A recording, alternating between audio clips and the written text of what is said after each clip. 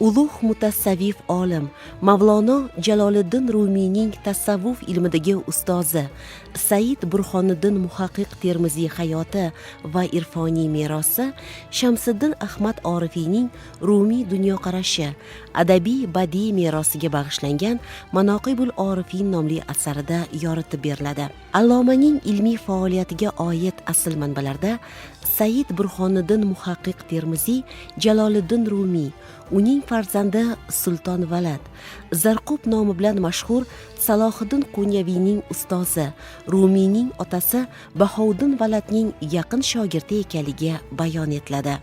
Bu zotning hayoti, faoliyati va tarjimai holi haqida ushbu davrda yozilgan muhim tarixiy asarlardan biri Shamsiddin Ahmad Aflokiyning Manoqibul Orifin asarida alohida bob ajratilgan.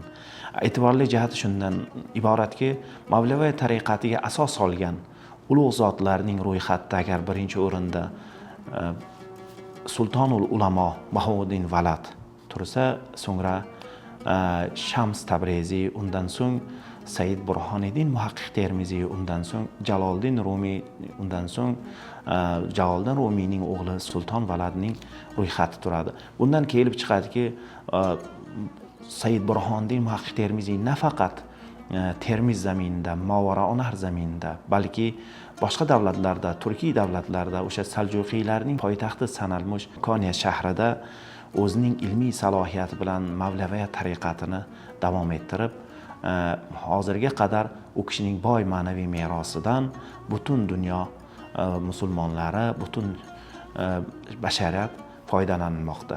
Ma'lumki, Termiz zamini azaldan ilm beshigi bo'lgan. Bu yerdan yetishib chiqqan buyuk ulamolar, mufassirlar butun umrini mana shu ilm fan taraqqiyoti yo'lida baxshida etgan. Jumladan mana shunday ulug' zotlardan biri tasavvuf ilmiga benazir hissa qo'shgan ulug' zot Said Burhoniddin Muhaqqiq Termiziy qadimiy Termiz zaminida dunyoga kelgan.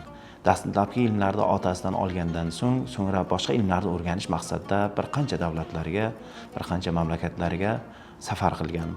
Bu kishining hayoti, faoliyati haqida agar kengroq to'xtalmoqchi bo'lsak, bu zotning asl ismi Said Burhoniddin Muhaqqiq Termiziy, otasi ismi Hasan, bobosining ismi esa Qosimdir.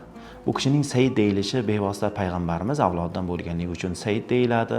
Burhoniddin deyilishi har bir gapirgan so'zlari va har bir bayon etilgan fikr mulohazalari hujjat asosida bayon etilganligi uchun dinning hujjati sifatida e'tirof etilgan. Termiziy nisbasini bevosita mana shu yurtda, Termiz zaminida ilmiy ijodiy faoliyat olib borganligi uchun Termiziy deyiladi.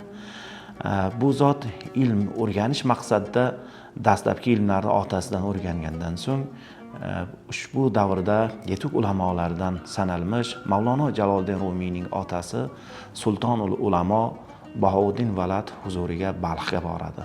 U yerda bir qancha muddat ilm o'rganib, so'ngra yana Termizga qaytib keladi va o'rgangan ilmlarini davrning ehtiyojiga qarab shogirdlariga va o'sha xalqqa yetkazadi. Va ilmini yana mukammallashtirish maqsadida yana qaytib Balxga borib, bir qancha muddat tasavvufdan, tafsirdan, fiqhdan ta'lim oladi va qaytib yurtiga qaytib keladi va bu yerda turli yig'inlarda va'z nasihat bilan va shogirdlarga ta'lim tarbiya berish bilan mashg'ul bo'ladi. Burhoniddin Muhaqqiq Termiziy islom tarixidagi yirik shaxslardan biri hisoblanadi. Barchamiz bilamiz u kishini Jaloliddin Rumiyning ustozi ekanligini. Va Jaloliddin Rumiyga demak 9 yil Movarounahar zaminida, Balx zaminida va 9 yil demak Konya Turkiya zaminida, hozirgi Turkiya zaminida dars bergan, ta'lim bergan. U kishi demak Turkiya hududlariga ko'chib borganidan keyin ham o'ziga xos bir yirik maktab yaratganligini ta'kidlab o'tishimiz lozim. U kishi nafaqat Jaloliddin Rumiy, balki u kishini o'g'illari Sulton Valad, demak Aloddin Zarrinko'p va boshqa olimlarga ham dars berdi. O'sha yerda demak madrasalarda ta'lim tarbiya bilan shug'ullandi va natijada u yerda o'ziga xos bir maktabni vujudga keltirdi. Shuning uchun ham u zotni nomi asrlar davomida o'chmay kelyapti. Xususan Turkiya hududida u zotni maqbaralarini tiklash ishlari olib borilgan va o'sha xususan 1892 yilda o'sha Anqarani voliysi Obidin podsho tomonidan u kishiga atab demak maqbara qurilgan. O'z davrida ham maqbara qurishga harakatlar bo'lgan, ammo demak o'sha maqbaralar turmagan, qulab ketgan deydi va Alloma tomonidan bunga o'sha ma'naviy tomondan qanday bir rozilik berilmagan deydi. Keyinchalik bu maqbaralar tiklangan 19-asrda aynan Sulton Abdulhamid xon davrida va bu ham bir allomani e'tirof etishda o'ziga xos bir ramziy ma'no bo'lib hisoblanadi. Chunki o'sha olimning ismi va uni qoldirgan merosi demak xalq oldida qilgan xizmati boqiy qolishi uchun, eslanishi uchun va doimiy o'rganilishi uchun mana shunday maqbaralar qurilgan, allomalar qabrlarining ustida. Bugungi kunda ham allomani ko'plab kishilar doimiy ziyorat qiladi. Bu xalq tomonidan ziyorat qilinadi. O'sha Turkiyaning Qaysariy shahrida demak u kishini doimiy ziyoratgohlari bugungi kunda ham mavjud va faoliyat yuritib kelmoqda. Termiziy olimlar haqidagi qimmatli manbalarda Qo'niya safaridan so'ng Burxoniddin Termiziy Qaysariyaga o'tdi va kichik bir hujrada yashay boshladi deyiladi. Ma'lumki 12-13 asrlarda, jumladan 13-asrlarda Markaziy Osiyo davlatlariga Mo'g'ullar bosqini tufayli bir qancha ulamolarimiz Movarnahr zaminidan, Xuroson zaminidan boshqa davlatlarga, boshqa mamlakatlarga safar qilganlar. Mana shular qatori Mavlono Jaloliddin Rumiyning oilasi, ya'ni Sultonul Ulamo Bahovuddin Valad butun oilasi, farzandlari bilan Balxdan Konya shahriga, ya'ni hozirgi Turkiya Jumhuriyatiga safar qiladi va shu yerda umrining oxirigacha yashaydi. Bizga ma'lumki, mana Sultonul Ulamo Bahovuddin Valad Konya shahriga borgandan keyin manbalarda kelishicha 1231-yil ushbu yerda vafot etgan. Said Burxoniddin Muhaqqiq Termiziy ustozining muhabbati sababli yana Turkiyaga qarab yo'l oladi. Yo'lda bir qancha azob mashaqqatlarga duch kelgan bo'lsa ham, lekin Turkiyaga borgandan so'ng Konyada ustozining vafotini, ya'niki vafot etganini eshitib ko'p qayg'uga botadi. Va ustozining vasiyati bilan Said Burxoniddin Muhaqqiq Termiziy u kishining o'g'li, ya'ni Sultonul Ulamo Bahovuddin Valadning o'g'li Jaloliddin Rumiyga 9 yil ta'lim tarbiya, ya'ni ruhiy tarbiya bilan birga fiqhdan, tasavvufdan, boshqa fanlardan saboq beradi.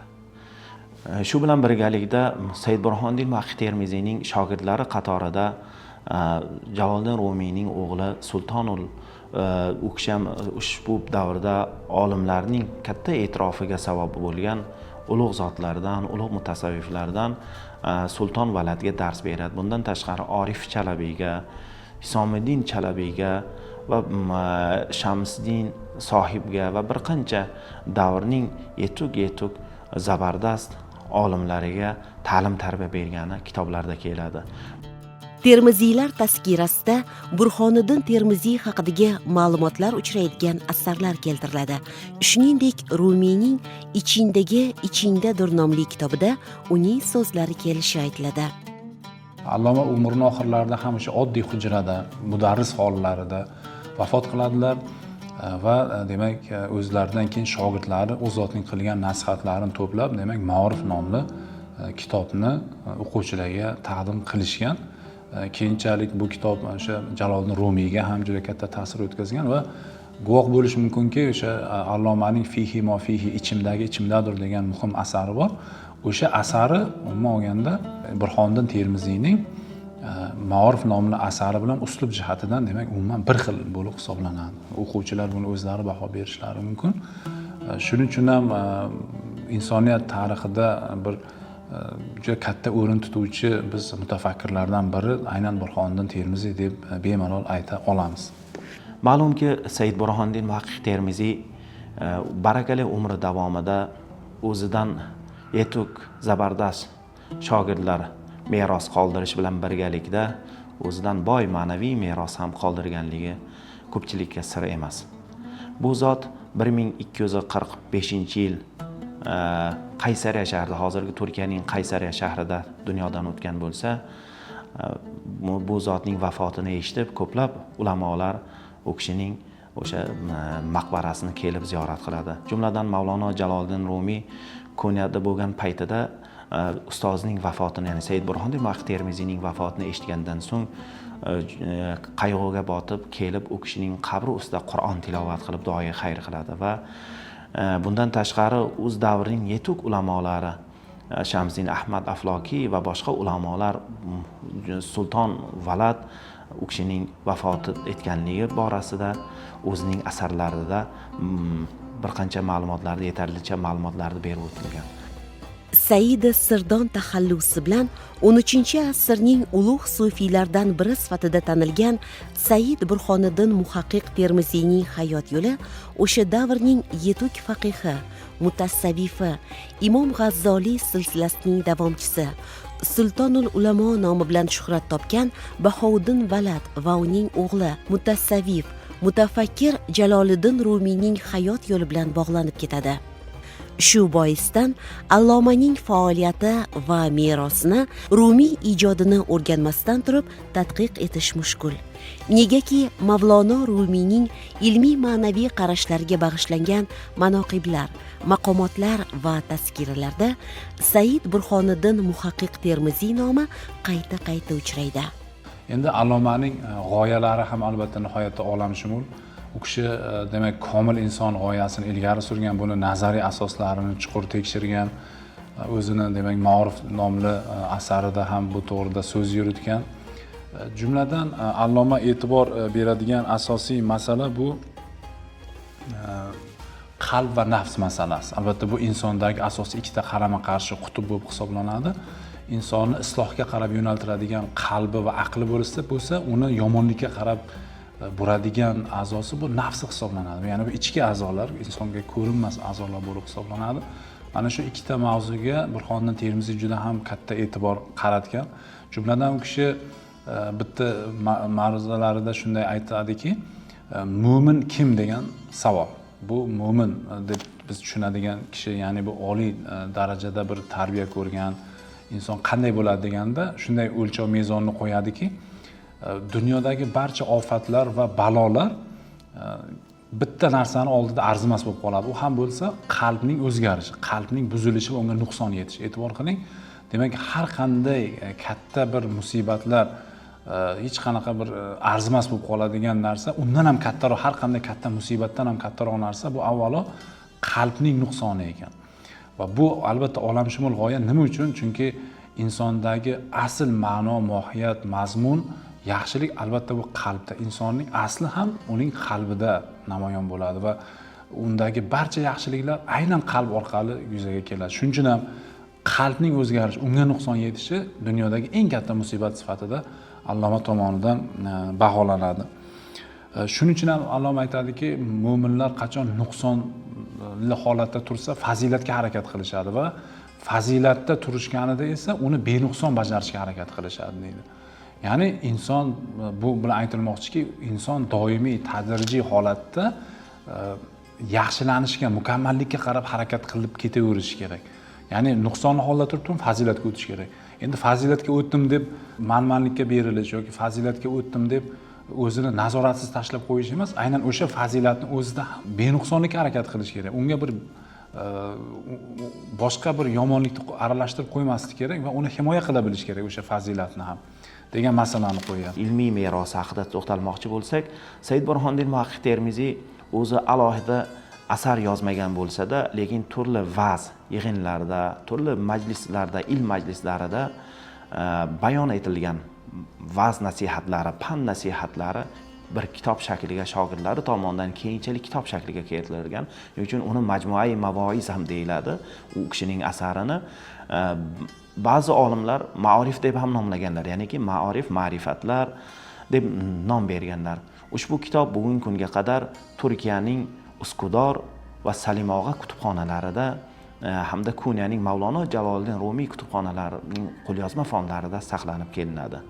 Ushbu kitobni ilk o'rganib tadqiqot ishlari olib borilgan olim eronlik mashhur zabardast olim Badiuzzamon Furuzonfar ma'orif ostida Tehron davlat universiteti nashriyotida 1967 yil nashr etib, tahqiq nusxasini keng ilmiy jamoatchilikka taqdim etadi.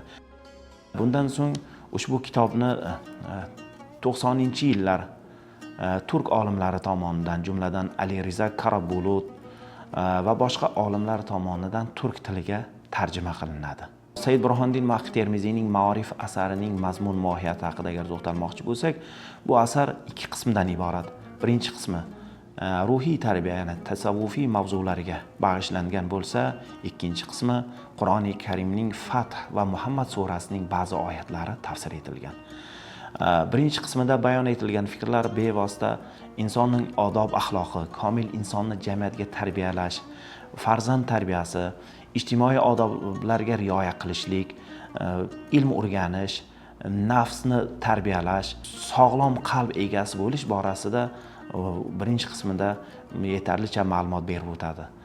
Bundan tashqari kitobda keltirilgan har bir fikr mulohazalarni Alloma Qur'oni Karim oyatlari bilan hamda hadisi sharif bilan dalillab o'zining xulosaviy fikrlarini bayon etadi. Kitobda kelgan ma'lumotlarning ilmiy ahamiyati shundan iboratki, olim keltirgan har bir fikr mulohaza dalillangan va oxirida o'zining xulosasini sodda holatda keng kitobxonlarga taqdim etilgan. Bugungi kunda ushbu kitob yoshlar tarbiyasiga suv va havodek zarur. Sababiki ushbu kitobda bayon etilgan fikrlar bugungi globallashuv zamonida, ayniqsa ommaviy madaniyat xuruj olayotgan zamonda yoshlarni tarbiyalash, barkamol avlod etib voyaga yetkazish, vatanparvar qilib tarbiyalash uchun kerakli ma'lumotlarni berib o'tadi. Alloma Burhoniddin Muhaqqiq Termiziy aytadilarki, hamma yaxshiliklarning asli bu demak nafsni tarbiyalashda. Inson o'zini nafsini tarbiyalar ekan, hamma yaxshiliklar uni eshigi demak unga bemalol ochiladi. Endi Alloma yana bitta nuqtaga diqqatni qaratadiki, hamma yomon narsalardan qochish mumkin. Misol uchun bizga bir zarar keltiradigan narsa bo'lsa, biz undan qochamiz va qutulib qolishimiz mumkin. Lekin inson o'zini nafsidan qocha olmaydi deydi. Va u nafs u insonning o'zi bilan har doim birga va demak undan qochib bo'lmas ekan, uni birdan bir yo'li nima bo'ladi? Demak, uni tarbiya qilish bo'ladi deydi. Shuning uchun ham uni isloh qilish hamma yaxshiliklarning kaliti bo'lar ekan va u barcha yovuzliklarni manbai bo'lar ekan, avvalo inson o'zini nafsini tanishi kerak degan g'oyani Burhoniddin Termiziy o'rtaga qo'yadi. Va olim va johillikni ham mana shu mezonga ko'ra o'lchaydi. Ya'ni olim nafsini tanigan kishi, johil esa nafsini tanimagan kishi degan xulosaga keladi va Alloma deydiki, agar sen nafsingni tanigan bo'lsang, senga nima ham zarar beradi? Agar sen nafsingni tanimagan bo'lsang, senga nima ham foyda beradi? Qaysi o'qigan ilming, qaysi qilgan ishing senga foyda beradi deydi. Ya'ni barchasini mana shu chig'iriqdan o'tkazish lozim bo'ladi. Inson o'zini tanish chig'irig'idan, nafsini tanish chig'irig'idan va uni tarbiyalash chig'irig'idan va qalbini bilish va uni demak haqiqiy komillik, mukammallik sari olib borish yo'li bilan demak inson o'zini o'zi tarbiya qiladi va mana shu bilan ayni vaqtda demak atrofdagilarni tarbiya qilishi mumkin. Shuning uchun ham Burhoniddin Termiziy o'zini hayotida oddiy yashashga, shuningdek barcha narsada tejamkorlik yo'lidan yurishga bir ibrat maktabini qoldirib ketdi desa ham bo'ladi. Hatto uni u kishini insonlar o'zlarini kirlarini yuvib turgan holda ham ko'rishgan rivoyatlarga ko'ra va aytishadiki, ey shayx, siz shu ulug' darajangiz bilan demak o'zingizni kiringizni yuvib o'tiribsizmi, biz yordam qilaylik degan ma'noda gapirishganda u kishi shunday javob berganlarki, biz bu dunyoga kir yuvish uchun keldik deganlar. Albatta bu javobda ham juda katta ma'no mujassam. Insonda albatta o'sha nafs kirligi bor va o'sha kirni yuvish, bu dunyoga kelishdan maqsad o'sha kir bo'lgan nafsni aslida poklash ekanligini Alloma ta'kidlab o'tyapti. Bu narsa aslida Qur'oni Karimdan olingan bo'lib, Alloh taolo Qur'oni Karimda shunday marhamat qiladiki, kim nafsini poklasa najot topdi va kim uni ko'mib xorlasa batahqiq noumid bo'libdi. Va bundan ko'rinyaptiki, inson nafsi bu dunyoda kirlanadi, umuman olganda o'sha imtihon, bu dunyoda inson insonlar imtihon qilinadigan asosiy a'zo bu nafslari hisoblanadi va o'sha nafslarini ular qanchalik poklaganliklari bilan va qanchalik uni tarbiya qilganlari bilan bu dunyoda ham u dunyoda ham mukofotlanadilar va mana shu insonni bu dunyodagi imtihonini tashkil qiladi. Alloma shuning uchun ham mana shu kir yuvish masalasiga biz bu dunyoga kirni yuvish uchun keldik deganida juda katta bir ramziy ma'no bor. Nafsni tanish bu laduniy ilm hisoblanadi. Ya'ni Alloh taolo kimga yaxshilikni xohlasa, unga nafsini ayblarini ko'rsatib qo'yadi deydi. Mana hadisda o'sha jumla kelgan. Unda aytiladiki, demak, kimga Alloh taolo bir yaxshilikni xohlasa, unda demak o'zini nafsini ayblarini ko'rsatib qo'yadi. Va bu narsa Alloh taolodan bandaga bir yaxshilik sifatida aslida beriladi. Va endi yana bitta narsa borki, inson o'zi olgan ilmi, masalan, mana Qur'on o'qishi mumkin, demak hadislarni o'qishi mumkin va foydali ilmlarni olishi mumkin. Ana shu foydali ilmlar unga foyda bersa, o'sha olgan ilmlari foyda bersa, u o'sha bilan o'zini demak qayerda turganini, nafsini qanaqa yaratilganini o'zi to'g'risida mushohada qilsa, natijada o'zini o'zi anglaydi. Bu ilm insonga bitta qobiliyatni beradiki, mushohada qobiliyatini beradi va mushohada qobiliyati esa insonga o'zi haqida mushohada qilish imkonini beradi. Natijada o'zi haqida mushohada qilish va o'ziga xolis nigoh bilan nazar tashlash xuddi mana birovga qanday qarayapti, birovning ayblariga, birovning kamchiliklariga qanday qarayapti, xuddi o'sha kamchiliklarga birovga qarayotgan nazarini aynan o'ziga o'girsa, mana shu narsa o'zi nafsini tanishiga sababchi bo'ladi. Bu to'g'rida misol uchun sahobalardan Abu Hurayra roziyallohu anhu aytadilarki, kishi birovning ko'ziga tushgan kichkina xasni ko'radi-yu, o'zidagi katta bir xoda yog'ochni demak ko'ra olmaydi va bunda ma'lum bo'lyaptiki, birovga qilingan nazar orqali inson aynan o'ziga nazar qandayligini tushunib olishi mumkin bo'ladi. Burhoniddin Termiziy o'z asarida keltirilgan hikmatli so'zlardan ba'zi namunalarni keltiramiz. Jumladan bu kishi aytadiki, inson g'azablangan payti g'azabini jilovlashi kerak. Chunki inson g'azablanganda agar qanaqadir bir so'zni muqobil kishiga ikkinchi shaxsga bayon etilsa, bir urush yoki janjal chiqib qolishi mumkin. G'azablangan inson birov g'azabi sokin bo'lgandan so'ng uzoqda o'ylab, tafakkur bilan fikrini bayon etsa, ertaga pushaymon bo'lmaydi dedi. Modomiki shunday ekan deydi, ey inson farzandi, doimo tafakkur bilan uzoqda o'ylab, har manfaatni ko'zlab so'zingni bayon etib, bular bo'lmas narsalarga, behuda narsalarga o'z vaqtingni sarflama, umringni zoya qilma. Ana shundagina sen ham bu dunyoda ham oxiratda najot topasan. Alloh taolo kimki umrini g'animat bilib har fursatdan unumli foydalansa deydi, ham dunyoda ham oxiratda maqom beradi deb aytgan. Mana shu so'zlardan ma'lum bo'ladiki, Said Burhoniddin Termiziyning Ma'orif asari bugungi kunda yoshlar tarbiyasi uchun, keng kitobxonlar ommasi uchun ma'naviy mayoq vazifasini bajaradi. Endi ushbu kitobda garchi xorijiy olimlar tomonidan o'rganilgan bo'lsa, lekin ma'lumki bizga so'nggi yillarda mamlakatimizda allomalarimizning boy ma'naviy merosini o'rganish, uni keng jamoatchilikka taqdim etish uchun jadal ilmiy amaliy ishlar olib borilmoqda. Jumladan hurmatli prezidentimiz tomonidan O'zbekistonda vatanimizda qad rostlagan Imom Termiziy xalqaro ilmiy tadqiqot markazi va Imom Buxoriy xalqaro ilmiy tadqiqot markazi va boshqa markazlar ma'riflik ulamolarining hayoti faoliyatini o'rganish va uni xalqimizga yetkazish uchun muhim vazifalarni bajarib kelinmoqda.